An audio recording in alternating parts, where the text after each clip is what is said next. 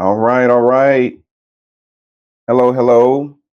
Welcome to another episode of Prescription for Better Living podcast, where we discuss all things health and wellness in a hip and relatable way. I'm Dr. Hernando Carter, your board certified internal medicine physician, primary care extraordinaire, and we're here on Prescription for Better Living to cover all things health and wellness so that we can expand your knowledge and eliminate healthcare disparities and promote health equity. So, there's a lot we can talk about in healthcare, and we started out talking about the doctor shortage and the primary care shortage. Just to recap, if you didn't remember, we said that there is a doctor shortage. And what's more alarming is that there's a primary care shortage. We need about 25,000 more doctors than we have right now. And so, what that's led to is long waits as it relates to trying to establish care with a primary care physician. And when you establish with a primary care physician, if you've gone for a checkup, you know sometimes there will be long waits in the lobby, in the waiting room, not because the primary care provider is being insensitive or not respecting your time, not because they're drinking coffee or reading the Wall Street Journal or New York Times or checking their stock. No, they're in the back, they're hustling, but there are more patients than there are providers to take care of them. So it's within that context, towards the end of the last episode, that we started talking about not taking options off the table and trying to introduce options to people who need primary care providers. And one of the things that we left off on and we talked about and then we introduced was this concept of concierge medicine. Concierge medicine. It's called different things. Some people call it boutique medicine. Some people call it VIP medicine. And then there are other derivations of it. You have what's called DPC or direct primary care. But the basic concept of concierge medicine, VIP medicine, boutique medicine is that you pay some sort of subscription fee or retainer, if you would, in order to be a patient of that doctor's practice. And the amounts, the fees, they vary. The payment arrangements, they vary. Sometimes it's all up at once, all up front. Sometimes you can pay a subscription fee on a monthly basis, on a quarterly basis. And then, really, based off of how you pay for it, if you pay it all up front, you may have a deep discount. If you pay quarterly, you may have a discount, but not as large. And then if you pay monthly, there may be just that whatever that monthly rate is without the discount. And so some people ask, is it worth it? And the tendency is to say, well, I have insurance, I'm paying insurance, I'm paying these premiums, I pay copays. Why would I pay a doctor on top of what I'm already paying for insurance? And I'm glad you asked. So, for people who like to have options, who don't want to take options off the table, concierge medicine is something that they should consider. For people, of course, who can afford it financially, it is something that they should consider.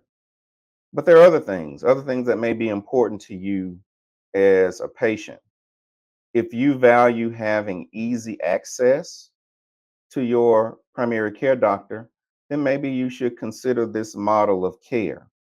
And what I mean by easy access is in a lot of practices such as this, you can have same day appointments or next day appointments. You can have the ability to text or message your doctor in some fashion 24 hours a day, 7 days a week. And then there are other advantages, such as longer visits, not longer visits in terms of longer visits waiting at the doctor, but I'm talking about walking into the doctor at your appointment time, going straight to the back, and instead of spending 10, 15, 20 minutes with your doctor, if you need to, you could spend 30, 45 minutes or an hour, whatever you need.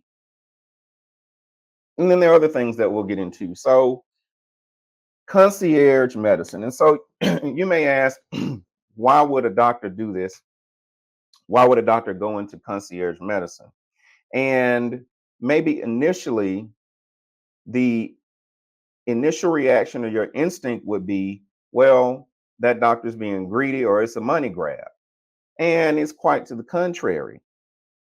Most doctors, particularly primary care doctors, go into primary care not for the money.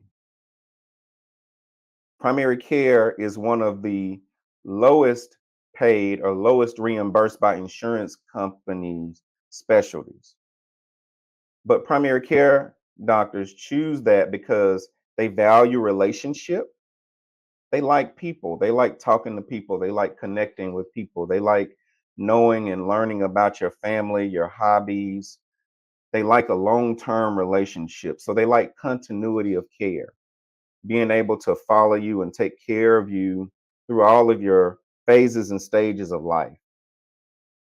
We want to be there for you when you have a challenge, certainly when you have an illness, a sudden acute illness. We want to be there for you. We want to be able to take care of you. Someone who has a good primary care doctor that they trust, that they have a good relationship with, when they're sick or they are in pain, they want to see their doctor. They don't want to go to the emergency department. They don't want to go to the urgent care. They want to see their doctor. But in the traditional model of primary care, what we call the fee for service, meaning that I bill your insurance every time we have a visit. In order for those practices to survive or be sustainable, doctors have to have a large number of patients. A busy, thriving, traditional fee for service primary care practice may have 2,000, 3,000, 4,000, 5,000 patients. Those doctors may see, in terms of a patient per day, they may see 20, 25, 30, 40 patients per day in an 8-hour workday. So, what that boils down to is you don't have access, because if they have two, three, four, 5,000 patients to one doctor, and they have their regular follow-up appointments, they have their annual physicals that they have to take care of, and then you throw in one sick visit, two sick visits, their day is packed. So you call your doctor, and he has 30 patients on the schedule for the day. And he's already double booked. And double booking is a trick that doctors use. And it's not really a trick, it's more like a necessary evil. It's more like a survival tactic where you already have a patient booked in one time slot, and you tell another patient, yes, you can come at this time slot, and you just have two people in the same time slot. It's like having a salon appointment or a barber appointment, and your appointment is for 3 o'clock. You've booked it, you're good to go, you're on time. And someone called and said, I got an emergency.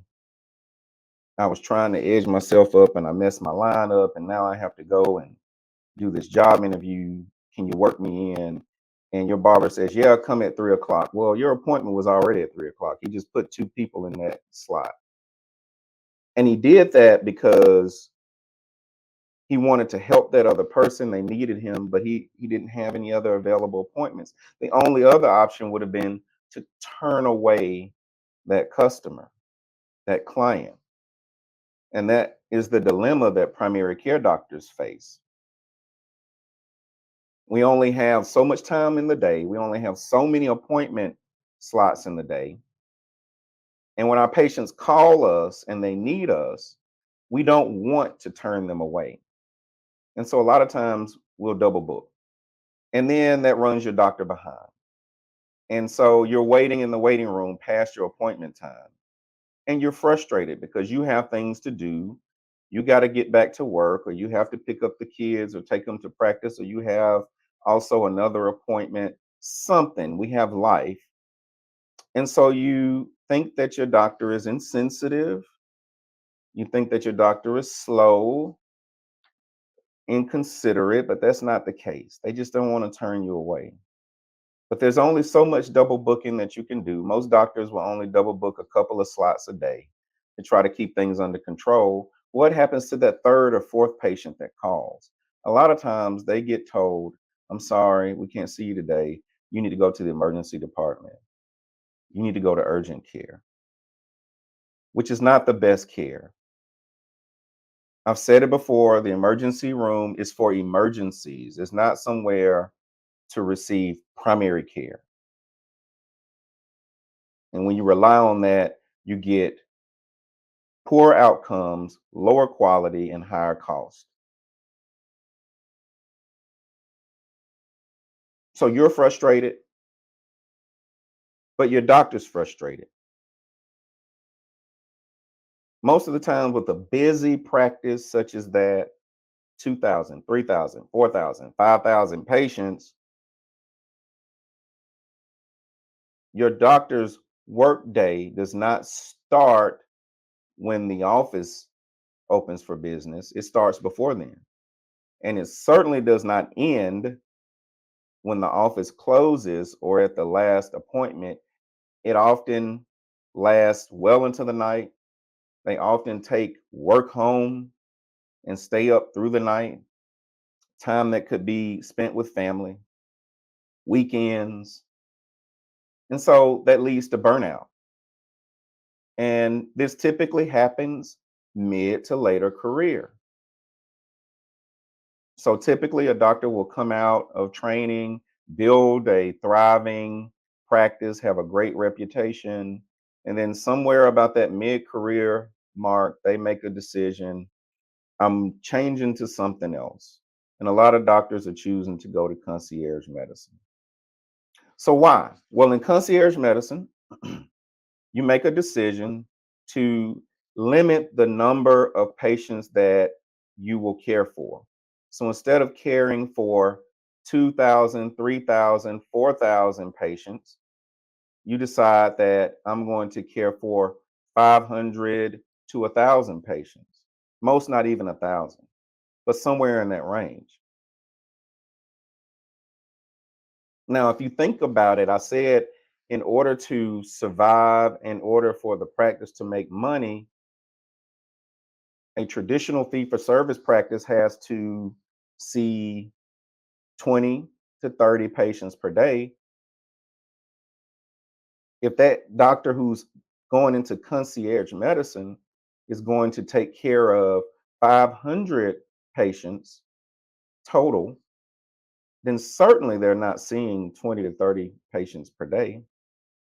So what you're looking at is a huge pay cut, a pay cut such that you couldn't pay your bills. So what do we make up the difference? We make up the difference with your retainer or your subscription fee. And I'm not a concierge doctor. I do practice in what we call a value based care model. I take care of older patients that are considered geriatric.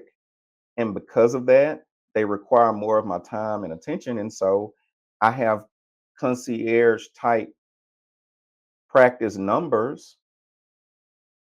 Instead of in my previous practice where I had 2,600 patients, I'm now approaching 300 patients, and I'll probably top off at 500 patients. And I can see my patients same day if they need me. I can make house calls. I can spend an hour with an appointment if I need to. I can call my patients myself on the phone. And those are the advantages of even a concierge practice. Now, in a value based practice, which we'll talk about later, my patients aren't paying a subscription fee. They just have Medicare insurance, and Medicare pays for that service.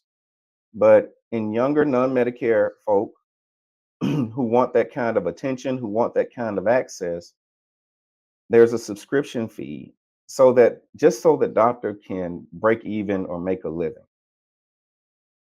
So you are paying to kind of keep that doctor afloat, to keep their practice open, but you're really paying for a service.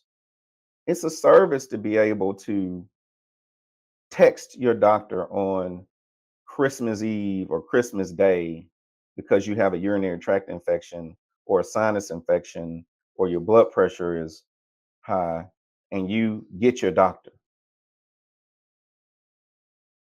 and he'll come see you or he'll open up the office for you, make a house call. So there are subscription fees and it varies based off practice. Now, we talked about the traditional concierge model, which we'll kind of talk about first. And then there is the what we call DPC or direct primary care model.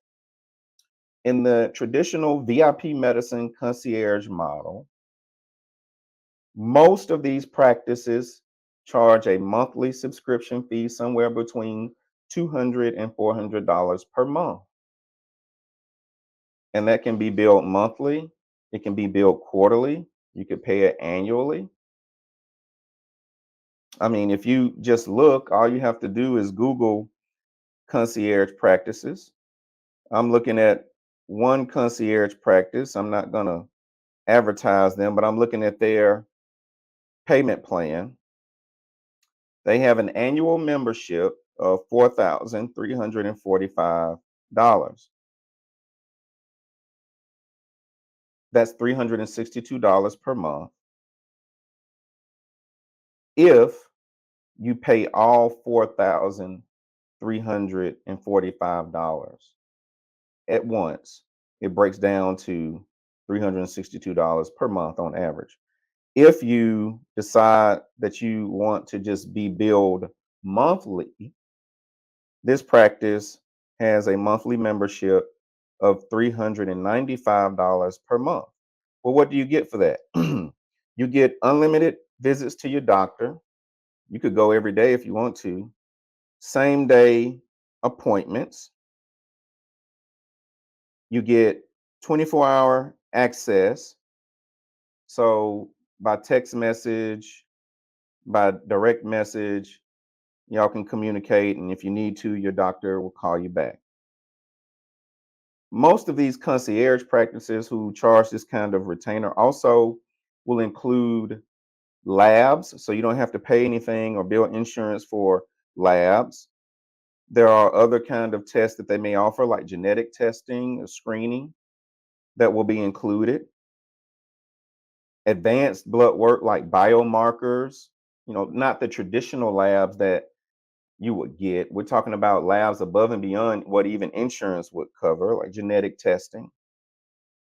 And then you can get things like an annual stress test, an annual echocardiogram, those kind of things. This is a part of your annual physical, which usually isn't covered by insurance. Also, most of these practices like this will have certain wellness products or, boutique products, supplements, nutrition plans, fitness plans, and coaching. And by being a member of these types of practices, you may get a discount on those products. All right. So that's concierge VIP medicine. And then there's direct primary care. Direct primary care says something a little different. It says that we're not going to fool with the insurance at all. And some concierge practices will still bill insurance for certain things. Just depends. But direct primary care or DPC, and all you have to do is Google direct primary care. Direct primary care says we're not going to bill insurance at all. So what we're going to do is that we're going to do almost like a cash business. So there's still a subscription or retainer, but that tends to be cheaper than the concierge or the VIP. So that retainer or subscription fee, maybe depending on the practice, some you look up will be $70 per month, $99 per month in order to be a member of that practice. And then for your lab work, instead of billing your insurance, they would charge you a cash price, but a very deeply discounted cash price per lab test. So let's say, for example, they wanted to check your blood counts and do a complete blood count. And let's say that retail price, the going value of a complete blood count is $35. Well, you would pay $3. Or for cholesterol, you know, $40. You would pay $3. Still, you would have that 24-hour access, same day appointments, either in person or telehealth. You'd be able to text or message through an app. They would even have other offerings, other wellness packages that they do, because they too would have a smaller number of patients. So, if you are, let's say, a healthy person who only goes to the doctor once per year, you never get sick. Really, the only time you ever go is for your annual checkup, just to check the box to make you're okay. Then maybe this isn't for you. But if you are on prescription medication, let's say you have high blood pressure and or diabetes, you have health problems, let's say you get, sinus infections frequently or allergies or what have you, you go to the doctor or even the urgent care multiple times per year, this may be something that you should consider. It may be worth your while, especially if you have a couple of medical problems. Because again, we're talking about access in terms of ease of getting an appointment, but we're also talking about time spent. We're talking about being able to text your doctor, instant message your doctor, maybe even get house call visit. Some of these practices will also take the whole family. So if you have children, let's say, whereas your monthly fee would be $99, the monthly fee for your children would be $35 per month. But again, that's unlimited visits. And children, a lot of times they get sick a little bit more than adults with viruses, upper respiratory, flu, etc. There's some practices who will come to your house and do your visits at your house, the whole family, draw your blood work there, do your physical exam there, everything. So it's something that you need to increase your awareness of. I'm not encouraging anybody to go to this model, but what I am encouraging you to do is to just not write it off altogether. Because remember, I said there's a primary care shortage. The good ones, the good primary care doctors are getting harder and harder to establish with new patient appointments booking out 6 months, 12 months. And a lot of them just stop taking new patients altogether unless you can get the homeboy hookup. So don't eliminate a whole option from yourself. You should consider concierge or VIP medicine.